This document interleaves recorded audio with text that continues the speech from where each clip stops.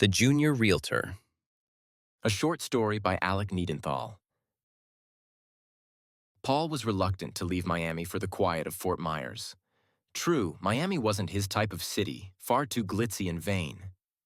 "Sure thing, let me just run up to the room and grab my abs," he'd said when his colleague Evan suggested skipping the 17th annual Florida Real Estate Conference's pre-keynote networking break for a trip to South Beach. But the conference had been enjoyable in its way, including a rooftop party with cigars and cognac, swapping stories about failed licensing exams and narrow closings, and even a short swim at midnight with a surprisingly free-spirited former plaintiff's lawyer who'd gone into realty for fun. Though Paul had a habit of using his dry wit simply to put himself above the other realtors, in this instance he'd demurred at Evan's offer because he knew how important networking was to one's success as an agent. Real estate was indeed a who you know, not what you know kind of business. His mother had counseled him similarly regarding the arts when he would confess to her that he was tired of waiting tables while constantly auditioning, rehearsing, and performing. She would say this as though the gap between struggle and hard-won recognition would be closed by an encounter with just one person, yet to be unveiled. Perhaps this had been true, and, in the end, he had never met that person. Nonetheless, at 51, Paul had exchanged his bohemian life in other parts of the country for a spot at Wesson & Sons Global Realty Group, a highly selective agency that, though called global, had branches only in central and southwestern Florida, to which he now returned. The conference was all right, he said to Priscilla, his girlfriend, when he got into her car outside his office building, where the charter bus had dropped everyone off. "If you stick too many realtors in a room, you can cut the ego with a knife." It was important for Priscilla to have a picture of him as someone who was refined, above the scrum. Sharing the fact that he'd liked the time, that he'd left in a state of mild inspiration, stemming especially from one memorable session about daring oneself to broaden one's horizons and aim for a wider geographical array of listings, would have obstructed that basic aim. "Everyone knows a township is 36 sections," he recalled the coach saying. "But the powers that be want us to forget that when we're farming leads. They want us to stick to a few square miles at most. But being an agent has never been about obeying the status quo." There was some truth to what the coach told them, he thought, as Priscilla drifted to the right to avoid a piece of metal that had presumably fallen from a moving vehicle. His team lead, Brendan, had advised him to stay in one neighborhood at first. Who was he to restrain Paul? Now, eyes fixed on the road, Priscilla handed him a rectangular baby blue box tied with a satin ribbon. "Here, I got these for you." His girlfriend, married once before, with a daughter starting her second semester of college, had brought him chocolates. An aspect of himself that bothered Paul was his appetite for sugar. How he loved to prepare the two of them a sophisticated dinner of handmade ravioli and 2 fillets of fresh grouper, accompanied by a bottle of Chardonnay and an innocent cigarette. Why did she have to embarrass him by indulging his desire for chocolates? But he devoured them as she drove. Priscilla had bought them 2 tickets to a comedy show the evening of his return. Comedy was a theatrical form Paul had never pursued. He had always been more serious, a tragedian, and so he appreciated comedy all the more because he believed that it couldn't subject him to envy. When Paul did envy performers, it wasn't so much for their fame or success as it was for the feeling he'd once had on stage that his talents justified the way he was living his life. There had been immense pleasure in this, in the sense that he was completing a mission for which he uniquely was qualified. The performers he admired must have that feeling. Suffice it to say that, as a junior real estate agent, he didn't. "Who's the comedian?" Paul asked, back at Priscilla's, stroking his soul patch against the grain while she brewed afternoon coffee. Outside, a family of ducks waddled beneath the frosted glass table toward the awesome, glittering, and ultimately man-made lake that Priscilla's modest home abutted. "Stephen Ratliff," Priscilla said.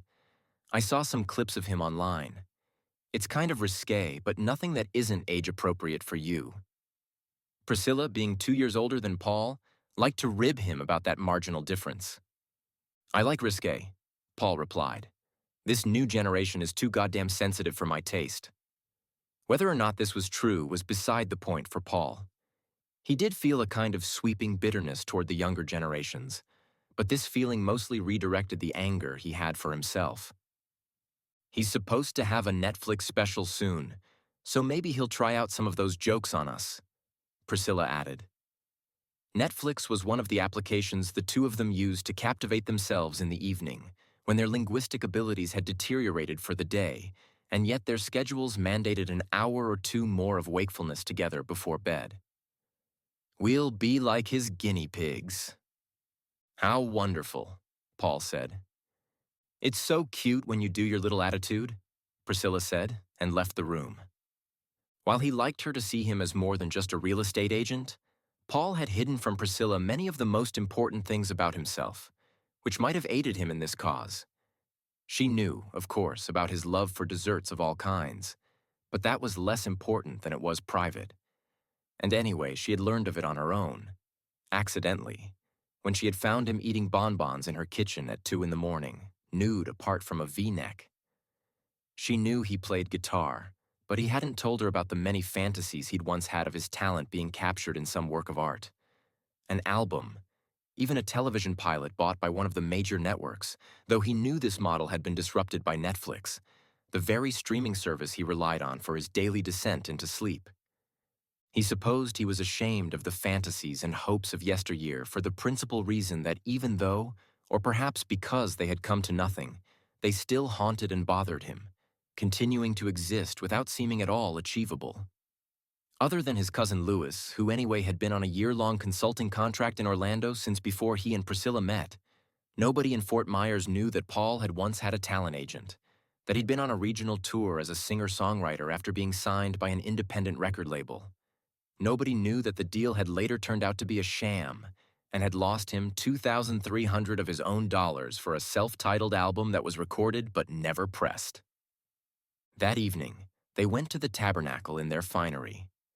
Paul wore his stud earrings, blue jeans, and a white linen shirt open over a ribbed tank, his boots with their leaden heels clicking along the corridors and causing a stir in the theater. He had succumbed to his vice once again at dinner and, on Priscilla's recommendation, ordered the ooey gooey lava cake. She had taken pictures of him bent over it, spooning it lovingly into his mouth. He had come to realize in the course of their 5-month relationship that she enjoyed reducing him to the status of a child in this way, temporarily denying him his sophisticated, cynical disposition. "You look so handsome and cool," she said as they took their seats in the still nearly half-empty theater. Paul hoped more people would arrive. He felt that the antagonistic intimacy between a lively crowd and a comedian was essential to good comedy. "I've always wanted to be with someone who had that cool air about him. And that's you, sweet Paul," she added with a cheek kiss.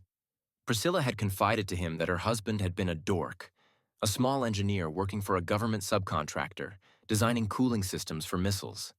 They had lived in northwestern Florida, where there was a thriving military base, though they hadn't lived on the base itself.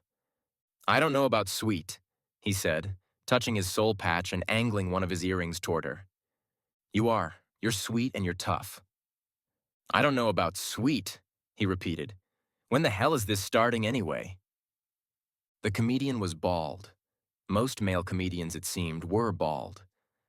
Paul thought he looked familiar, probably from one of the short videos he entertained himself with when his mind became too tired to focus on a full episode of something. "So I love my wife, but she's fucking annoying," Stephen Ratliff said as he began. Many of the theater's rows had filled. "We go grocery shopping, and everything I pick, she's like, 'Is this organic? Is this whole grain?'" To impersonate his wife, he made his voice nasal and minced around on the stage, sweeping his arm behind himself as if he had a dress on. The whiny voice and prancing about garnered the most laughter of the bit. Later, Paul found himself shaking his head at a joke about today's activist class, whom the comedian dubbed do-gooders. Paul agreed in principle that the younger generations were too bent on not offending anyone, yet he found the comedian's suggestion that the do-gooders do some actual good for once and kill themselves, or, I'm sorry, die by suicide, to be juvenile, sad, and even itself offensive. Despite or possibly because of the supreme vulgarity of his act, the crowd cheered and applauded. No surprise, Paul thought. People were like animals now. All in all, his preferences in comedy aligned with his tastes in the other arts, except for the shows he watched on Netflix, though those could hardly be called art. He demanded a sophistication and subtlety that Stephen Ratliff not only lacked but refused. Still, Paul laughed when Priscilla laughed. It was only as Ratliff left the stage that Paul realized he knew him. His name was not Stephen Ratliff at all, but Stephen Cohen. They'd both been equity actors in Santa Fe and had worked together on a production of Bertolt Brecht's The Caucasian Chalk Circle. Paul played the governor and Stephen a paramilitary thug that had lost funding while in rehearsals. That was Paul's last role before leaving the theater. He moved to Pittsburgh in his early 40s to focus on music, and finally, a year and a half ago, to Fort Myers, the place where his mother had been raised. Had anyone else believed in his talent like she had? Paul recalled a show he'd done at a bar and grill in the Keys for his short tour of the East Coast. He'd felt like little more than dinner music, but afterward she'd come up to the stage, a plywood platform with her pageboy cut and swaying purse, and said, "Paul, my love, you're too talented for words." This was the moment he'd realized how physically fragile she was, how unsteady she'd become. He'd jumped off to hug her thin, arthritic body to his chest, which had caused his guitar to swing on its strap, thumping his mother on the shoulder. "If I knew how obscene it all was, I wouldn't have let you go," Priscilla joked, as the show's attendees streamed out into purring ranks of glistening sedans and luxury light SUVs, which would carry them away to the numerous subdivisions that acted as parasites to downtown Fort Myers, feeding off its minimal cultural contributions, Paul thought, while offering nothing in return. But money. But wasn't he, after all, the audience now? Another parasite in a sedan? Maybe when he moved on from the 50-50 splits of a junior agent, he'd trade in his mid-tier vehicle, the sort of car that looked like it was designed to be stuck in coastal Florida gridlock, for a vintage cloth-top two-seater. "So, how'd we like the set?" Priscilla asked as they entered the parking garage. "I enjoyed it for what it was," he said. It hurt to see someone from his Chalk Circle days obtain a Netflix special. Yet Stephen had sold out, hadn't he? Cashed in? And for better or worse, Paul thought, he'd been too true to his art for that. "I enjoyed it for what it was," he repeated, as something catering to the absolute lowest common denominator. "Well, I heard you laughing," Priscilla said, striding ahead of him. Time passed, weeks and then months. Paul began to exhibit a gift for driving sales volume, especially compared with the other junior agent on his team, Denise. And so Jim Wesson Jr. started encouraging him to jockey for clients in the market for the more exclusive properties on the water, far from the noisy freight railway with its ridiculous click-clacking. This esteem from Jim Wesson Jr., by and large the most powerful among the three generations of Wessons at Wesson & Sons Global Realty Group, led Paul to command even more respect from his colleagues, many of whom already viewed him with what, to him, was obvious and discomfiting awe. His manner tended to have this effect in southwestern Florida, especially when he wore his tooled leather boots. The other agents spoke to him with a kind of desirous fear, as if they wanted his attention but were scared of getting it. One day, at Jim Wesson Jr.'s encouragement, Paul and a couple of the agents on his team set up a booth at a community fundraiser at a racket club. It was vaguely environmental in purpose, raising money for wetland and mangrove preservation while being sponsored by several of the companies responsible for their impending extinction. They stood in a cinder block hallway leading to a high-ceilinged, claustrophobically narrow racquetball court, where a silent auction was underway for a painting of a sea turtle. "Doesn't this feel like a waste of a Saturday?" Denise asked. "Maybe. What else would you be doing with your time?" Paul said. They were arranging their rectangular handouts on the booth's unfortunately somewhat stinky red cloth covering. The instructions on the tag said to wash before use, which he guessed nobody had done. Denise held out marketing materials to passers-by, most of whom either took one in hand before putting it down on an unattended booth or said, "Thanks," while swerving away from her. "What can I do differently? I don't get it," she asked Paul as if he were the team lead. "Most of our clients are total imbeciles." He shrugged. Only God knows what makes them tick, but I doubt he cares. Paul, come on, said Brendan, who, as always at community events, was hovering around his junior realtors in a way that was intended to exhibit vigilant mentorship, but in reality was simply annoying. Meanwhile, Paul spread his stack of circulars, which featured a photograph of himself in a navy jacket and sky blue shirt, and looking frankly rather angry, into a fan shape. A woman in low-waisted jeans strolled by and took one. He squinted at the text on the back of her burgundy shirt. The future is bright with... He couldn't make out the name of the company, followed by solar installation and maintenance services and an illegible phone number. Where most agents would have waved her down, Paul let her pass. There's a prospect. Why not talk to her? Asked Brendan. She'll call me when she needs me. Or maybe she won't. Who cares? If that marketing strategy worked for anyone, it'd be you, said Brendan, flinching a little when Paul turned to him with a contempt meant to disguise his uncomfortable sense of satisfaction. 2 days later, the lady called. Paul showed her a riverside condo, a mere 12 minutes from one of the Gulf's highest foot traffic outlet malls, as the listing advertised. Here in Florida, we're having a dandy time eroding any and every tidal body of water we can find, he said as they stepped onto the balcony. Those beach properties people love will collapse into the ocean. People will fall from their balconies screaming their fucking heads off, but you'll be standing strong. Properties by the river should be fine, come what may, except hurricanes, but you won't have to worry way up here. The buyer gazed out at the dangerously steep limestone block walls as upon a great protector. I have been looking for something with a view of the water where climate won't have such an impact, she said. Can I see the gym? After the showing, after the sale and purchase agreement had been signed, Paul's victory caused him to feel a novel kind of excitement. His powers as a performer lived on. Though, was it still acting if only you knew you were performing? Yes, probably, Paul concluded to himself as he sat at his station, for which he paid Wesson & Sons Global Realty Group a monthly desk fee of $130, rotating a bit in his chair. Priscilla, for her part, had grown sad. Paul knew he had been rude on several occasions. Now when she called him sweetest, or with an English-sounding lilt to her voice, Paul, dearest, the venom in his bite had become too much for her. Her fine-boned features would fall. Her lips would tremble in the wake of replies. Like, are you trying to belittle me by calling me dearest? And, if you call me sweet again, I might end up with some sort of metabolic disorder. At times he wondered whether she called him sweet and dearest, so that he would lash out and then apologize. The uncomfortable truth was that seeing his former fellow thespian on stage at the Tabernacle, surrounded by the animal-like audience, had renewed his dreams.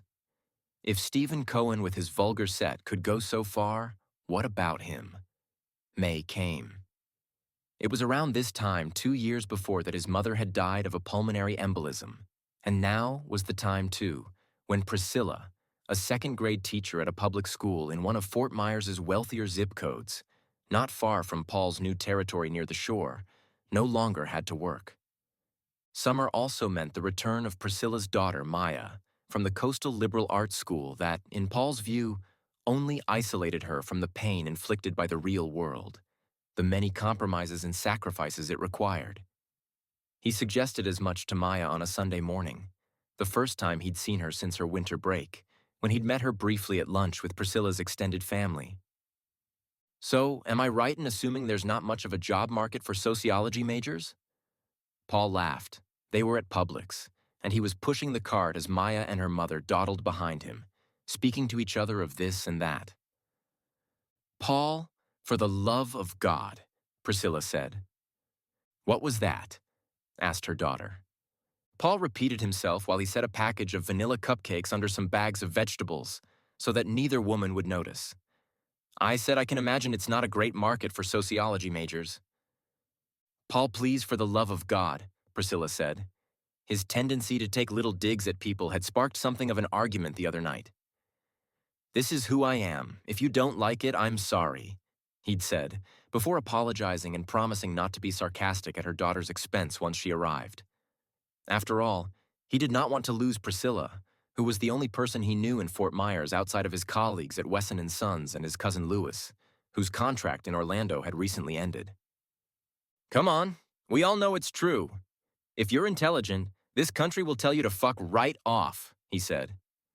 Well, if all else fails, I can just become a realtor, Maya chirped. He stopped wheeling the cart. Sorry, he said. I'm kidding. I mean, maybe I will become a realtor, married with 2 kids in my 20s, Maya said. I can see it. No, you will not, Priscilla said. You're too talented for that. Both of Maya's nose piercings glistened in the fluorescent light of the frigid grocery. She looked like an artist, Paul thought. He was quiet the rest of their time in Publix. Afterward, politely enough, he parted ways with the women and got into his car. He braked at the parking lot topiary, the automated sprinklers wetting his sedan. Maya was right. He should feel ashamed, not of his hopes and fantasies, but of the self he had developed to deal with their ruinous state. He returned to the pebble-dashed structures of his gated development, where, at home, he poured himself a small glass of Madeira and listened to the demos of his self-titled record using the auxiliary cord. He felt a sense of consolation as the first song faded into the second. Even though it had never been released, his music still existed. The larger public might never hear it, but didn't this make it purer? Something similar must be true for his old acting roles, he thought. So he performed scenes from the Caucasian chalk circle in bed, even recited lines from a television pilot for which he'd auditioned, a simplistic murder mystery set in Toronto. He'd kept the script in the attic among some other mementos, like his childhood acoustic guitar. A sop-like birthday present from his dad after he'd remarried and Paul kept asking him to visit, and the demos he'd sent to the label, which still owned the masters to Paul Gitman. He decided to write to Stephen, whose email he had from the cast list. Hey Stephen, it's Gitman from Chalk Circle here, long time. Just wanted to say that I'm really happy you made it. We had something going in Santa Fe, glad one of us got a break. Saw the show in Fort Myers and laughed my ass off. Superb work, as our repertory director used to say. When the email didn't bounce back, he imagined how Stephen might reply, Hey, if I did it, you definitely can. Or, What, you were there? You should have emailed me, I would have got you backstage. While also recognizing, in the hope of warding off one more disappointment, that the comedian probably wouldn't respond.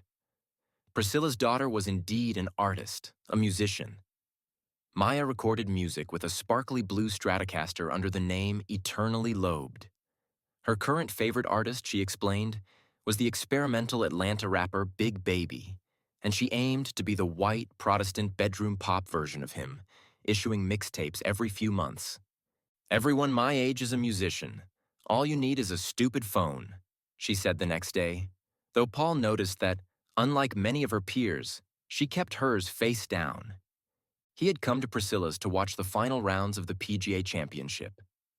It was Maya's idea that they gather for this purpose, since she claimed to have developed, in her words, a hypomanic fixation on the lazy masculinity we associate with golf.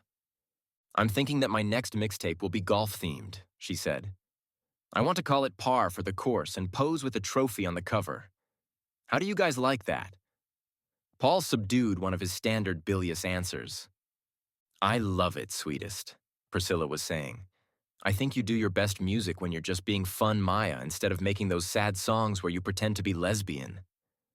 She set down a tray of pigs and a blanket on the coffee table and sat between them on the cool, wrinkly leather sofa. It's going to be a breakup record. Maya smiled. I don't dislike it, Paul said, aiming to be helpful after eating one of Priscilla's lemon bars. I think you could push the concept even further, be more inventive. You have some lemon bars stuck on your soul patch, Maya told him. He cleaned himself with one of the golf-themed napkins that Maya had acquired for their party. She had also bought the tiny hot dogs he hadn't yet sampled. Once the tournament was done, and Maya's favorite player, a goateed white man of wholesome but average looks, had come in second place, Priscilla suggested that they watch Stephen Ratliff's new comedy special. We saw this guy a few months ago. It was right after Paul came home from his conference, Priscilla said. I knew he'd want to laugh after being around those buzzkill brokers. They're not so bad, he said. The fact that I beat the whole brokerage at bar trivia made me feel pretty goddamn good. You're such a hater. I love it, Maya said, and Paul felt an odd sense of comradeship. Paul's not a hater. He's a sophisticated man with high standards. No, I am kind of a hater. He smiled, but was surprised to feel like less of one now than at any other point in Fort Myers. He was surprised as well to genuinely like Stephen Cohen's new special, Is This Organic? Maya laughed hysterically, cackling at Cohen's mockery of his wife and a new passage making fun of his daughter, a toddler. He so obviously wants to be a woman, she said. It's amazing. I never started feeling old until I started finding technology cool, the comedian said from the television. I'm telling my wife, wow, this new Apple ass you put in your rectum, it tracks your body temperature. How cool is that? And then I feel goddamn ancient, like I'm about to start saying shit like gizmo and doohickey. I mean, can someone tell me what the fuck a doohickey is? Paul couldn't help but belly laugh. In fact, quite against his will, he'd found Ideal Real, the brokerage's software for shortlisting suitable properties, pretty cool and even a little magical. Paul had expected to see the software for what it was, overpriced junk that had no purpose outside of making the people in charge of its purchase seem important. But the more time that passed, the more useful he considered Ideal Real's ability to show him the right sort of homes. It cut away much of his busy work so that he could focus on the more client-oriented aspect of realty, which was increasingly enjoyable because he was good at it. Later that summer, Paul made a hefty sale on a McMansion that had taken twice the estimated time to construct due to pandemic-related supply chain restrictions. It faced an actual lake, not a man-made one, and though the click-clacking of the freight rail could be heard from the steps of the porte cochere, the young family that bought it didn't care. They thought the noise, combined with the majestic egrets and, to Paul, rather irritating limpkins, was romantic, as if this symbol of past industrialism were a fine point of unspoiled nature. Buyers trusted his dry manner for its powerful implication that he was telling the truth, instead of subjecting them to the puffery typical of most agents. There isn't a pool. The builder couldn't get to it because of supply chain issues, he said to the family. There is a lake, as you can see, though I wouldn't recommend swimming there given the snapping turtles and eels, allegedly. They laughed at his honesty about the lake's harmful aquatic life. This had clinched it. Soon, at the start of July and its almost comical humidity, Jim Wesson Jr. moved him from junior to full realtor. His colleagues gathered in the conference room to celebrate with a cake that said, in swirled red icing, "Congratulations to Paul Gitman, realtor." He'd imagined making a point of not even attending the party. But when he did, when he saw the sheet cake and listened to his colleagues' toasts, with Brendan taking note of his dark humor, Paul felt proud. He also felt a kind of horror at his pride, at accepting that he was one of them. I'm not even jealous, you deserve it, said Denise. Though Paul nearly ate 3 slices of his sheet cake, he stopped at 2.5. Later, stuck in gridlock, he checked his phone and saw that he'd missed a reply from Stephen. Hey, thanks. It read without punctuation, the comedian's display tag having been changed to match his stage name. Sent from my iPhone was the only sign-off. He drove to Priscilla's house for a dinner in his honor.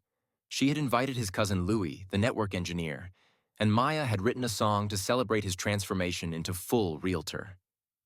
They had become friendly, bantering with deadpan insults, and this jousting had become another helpful container for his cynicism, so that less and less of it emerged to cause turmoil in his relationship with her mother.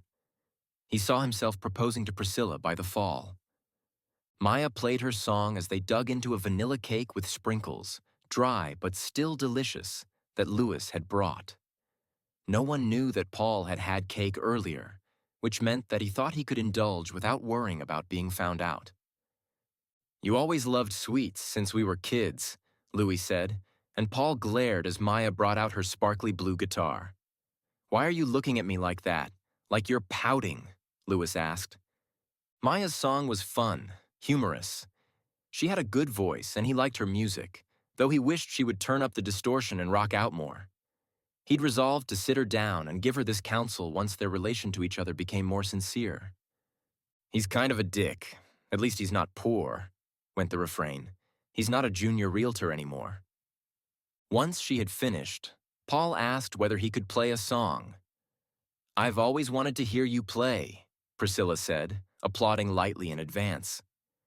"Sing us some grunge, Grandpa," Maya said, as he smiled down at the Stratocaster. "You guys haven't heard him play?" Lewis asked. "I wrote this," Paul said with the pick in his hand, and proceeded to strum the guitar. He felt deeply moved by this song, Mother Dear, the introductory track to his self-titled album. "Mother dear, how I wish you were here, how I wish," he sang, his voice acrobatic and trembling. Where once he'd felt it was too maudlin, and his crooked label had suggested he move it to mid-album, now this song seemed to him a masterpiece of alternating hesitation and emotion. As he watched his pick move up and down, he could feel how important music still was to him, how he could use chords and lyrics to summon moments of his life that had passed and briefly relive them. "Thank you very much," he said at the end, as if he were back at that club in the Keys with his mother approaching the plywood stage. The others applauded. Priscilla said, "That was so great, Paul. More careful these days not to call him sweet." "Nice job," Maya added. Then they went on with their evening. The end.